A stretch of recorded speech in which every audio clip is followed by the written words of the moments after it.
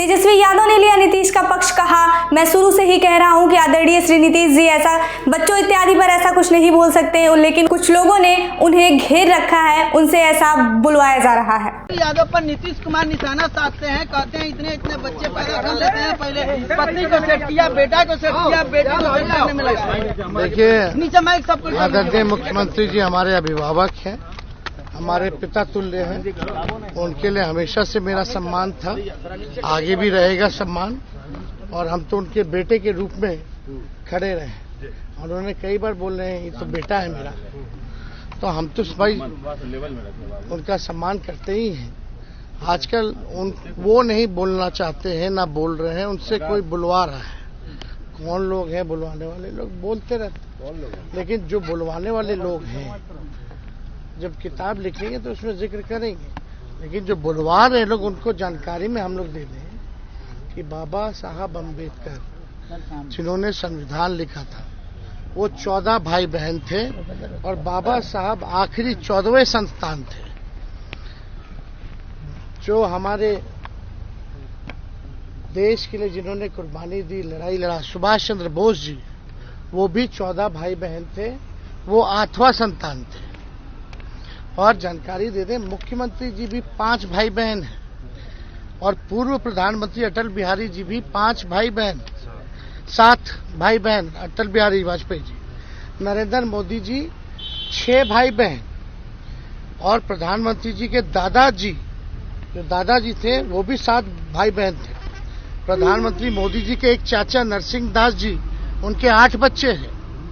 गृह मंत्री अमित शाह 7 भाई बहन हैं और वो खुद 7वें नंबर पर है। पटना साहिब के अपने रविशंकर जी 7 भाई बहन हैं। तेलंगाना के मुख्यमंत्री चंद्रशेखर राव जी 10 भाई बहन थे। राष्ट्रगान लिखने वाले रविंद्रनाथ टैगोर 7 भाई बहन थे जिन्होंने राष्ट्रगान लिखा। और यही नहीं, जो आप देखिएगा प्रखर जो विद्वान भारत रत्न पूर्व राष्ट्रपति वीवी गिरी जी 14, उनके 14 बच्चे थे। देवगौड़ा जी के 6 बच्चे थे। नरसिम्हा राव जी के 8 बच्चे थे। तो इस तरह की बयान जो है, जो लोग मुख्यमंत्री जी से बुलवा रहे हैं, पहले सब देख दाख करके बोलना चाहिए। ये कोई मुद्दा नहीं है, मुद्दे की बात होनी चाहिए, बिहार की तरक्की की बात होनी चाहिए, विकास की बात होनी चाहिए। मुख्यमंत्री जी लोकसभा का चुनाव लड़ रहे, लेकिन कोई विजन नहीं। क्यों नहीं मांग करे बिहार को विशेष राज्य दर्जा दिलाने का? किससे अब मांगेगी बिहार की जनता? अब तो डबल इंजन की सरकार केंद्र में उनकी, यहाँ भी विशेष पैकेज के बारे में क्या हुआ? संजय सिंह ने बोला पीएम मोदी पर हमला, कहा मोदी जी ने बाला साहेब ठाकरे की तीर कमान चोरी कर ली। आज पूरे देश के अंदर पार्टियों को तोड़ने का काम कर रहे हैं। बाला साहब की शिवसेना, उद्धव ठाकरे जी की शिवसेना, उनकी तीर कमान चोरी कर ली मोदी जी ने। शरद पवार जी की घड़ी चोरी कर ली मोदी जी ने। अरे ये घड़ी चोरी करने वाले, तीर कमान चोरी करने वालों को जवाब देना है। इनकी जमानतें महाराष्ट्र के अंदर जब्त कराने का काम करना है। बोलो, कराओगे कि नहीं कराओगे? हाथ उठा के बताओ। तैयार हो? तैयार हो? शिवसेना की तीर कमान चुरा ली, शरद पवार जी की घड़ी चुरा ली। ये छत्रपति शिवाजी महाराज की धरती है और छत्रपति शिवाजी महाराज ने सबसे बड़ी एक ही शिक्षा दी है, गद्दारों को माफी नहीं। योगी आदित्यनाथ ने की पीएम मोदी की तारीफ, कहा प्रधानमंत्री नरेंद्र मोदी जी के नाम से, उनके काम से जनता जनार्दन का आशीर्वाद भारतीय जनता पार्टी को प्राप्त होगा। देखिए, गरीबी हटाओ, ये 1970 के दशक में कांग्रेस ने नारा देश को दिया है। गरीबी कभी हट नहीं पाई। कांग्रेस 6 दशक तक इस देश के अंदर, 6 दशक से अधिक समय तक उन्होंने देश के अंदर शासन किया और इन 6 दशक से अधिक समय तक दादी से लेकर के पोते तक उसी नारे को लगा करके देश की जनता की आंखों में धूल झोंकने का कार्य कर रहे हैं। सही मायने में अगर देखा जाए तो गरीबी हटाने और गरीब कल्याणकारी योजनाओं को ईमानदारी से प्रत्येक तबके को चेहरा देख करके नहीं, ईमानदारी के साथ बिना भेदभाव के हर व्यक्ति तक शासन की योजनाओं को, गरीब कल्याणकारी योजनाओं को जनधन अकाउंट से हो, फ्री राशन की सुविधा हो, 5 लाख रुपए की स्वास्थ्य बीमा का कवर हो, हर घर में शौचालय बनाने का हो, हर घर में नल देने का हो, या फिर 4 करोड़ परिवारों को मकान देने का हो। अगर आप देखेंगे एक लंबी श्रृंखला है ये। 80 करोड़ लोग 4 वर्ष से लगातार फ्री में राशन की सुविधा का लाभ प्राप्त कर रहे हैं। 50 करोड़ घरों को, 50 करोड़ लोगों को, गरीब परिवारों को जनधन अकाउंट खोले गए। यानी आजादी के 70 वर्षों तक देश के अंदर सबसे अधिक समय तक कांग्रेस और उसके सहयोगी दलों ने शासन किया, लेकिन ताजुब 50 करोड़ परिवार ऐसे थे जिनके पास अपने अकाउंट नहीं थे।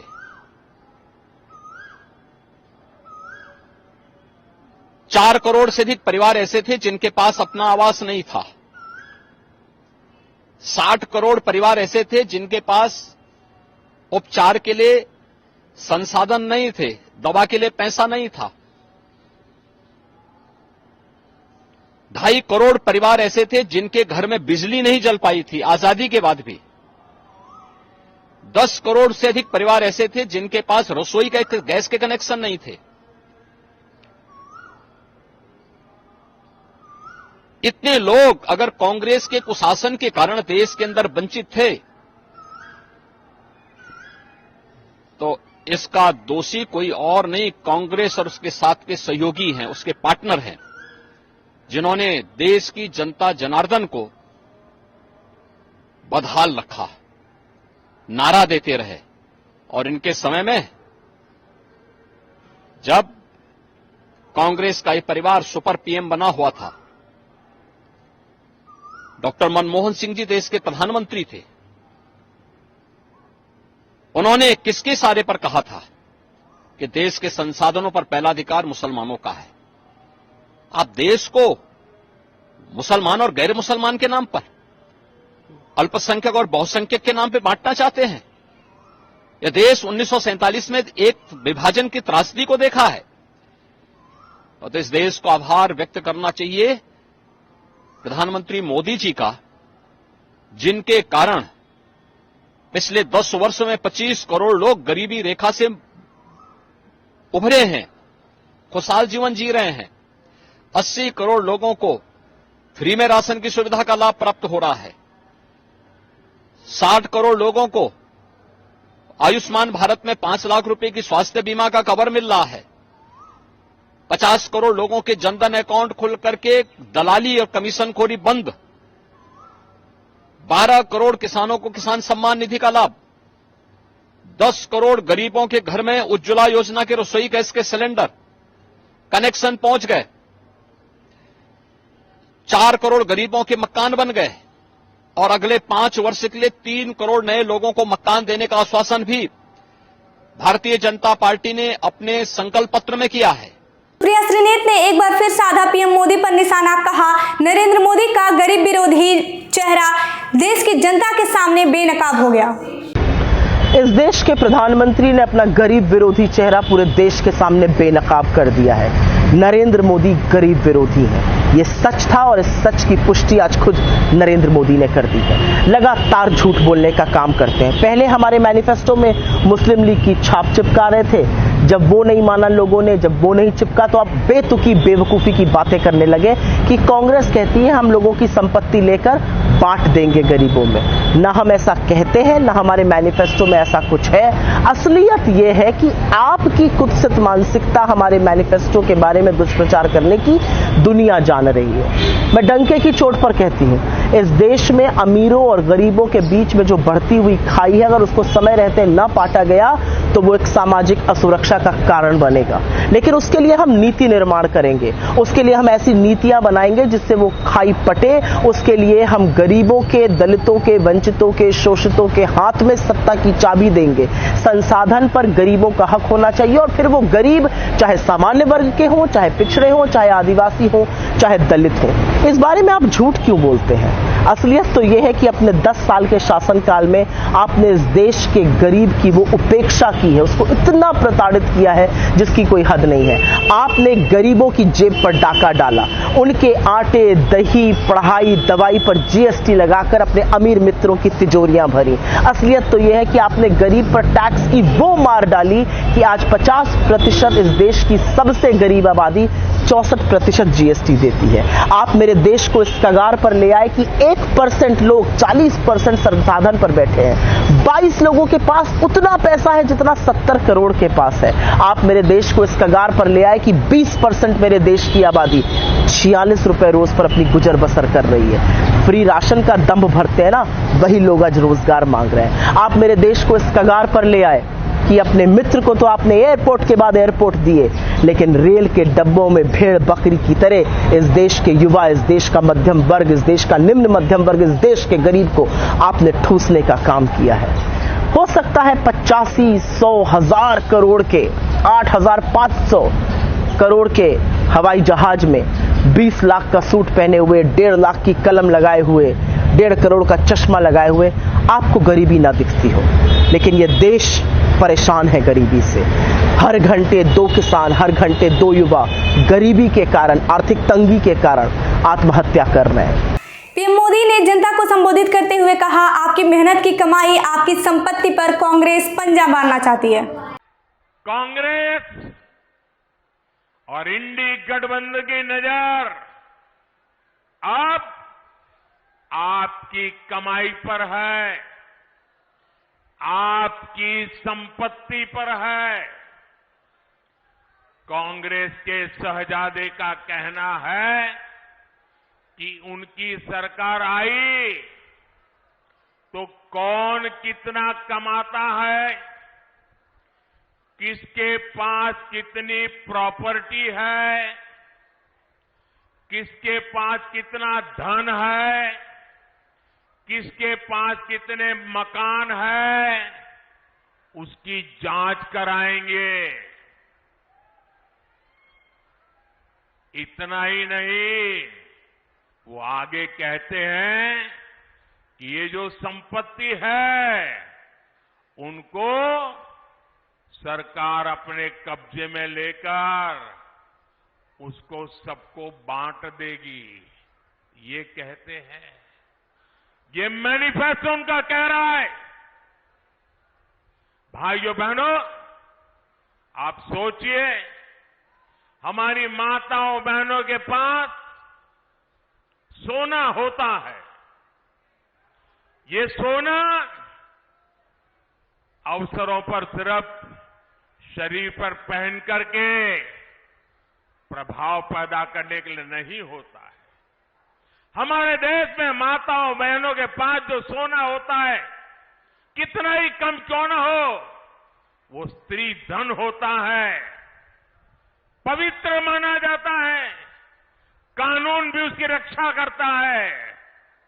अब इनकी नजर कानून बदलकर हमारी माताओं बहनों की संपत्ति छीनने का भी खेल खेला जा रहा है। उनका मंगलसूत्र, उस पर उन लोगों की नजर है। माताओं बहनों का सोना चुराने का इरादा।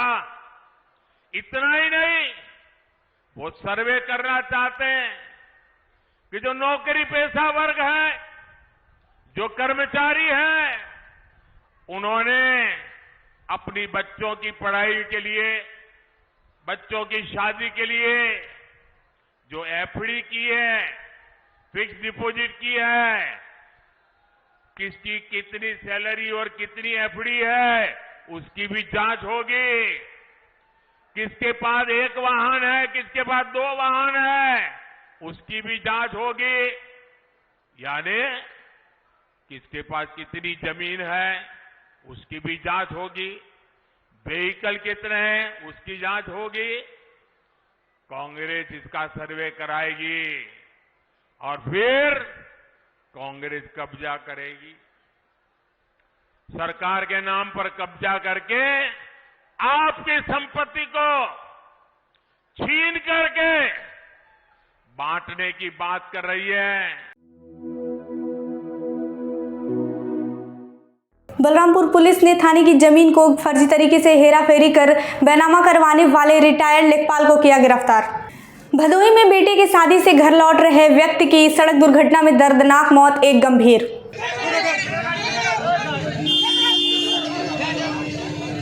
हनुमान जयंती के शुभ अवसर पर वाराणसी में मचा धूम, श्रद्धालुओं ने निकाली ध्वज यात्रा।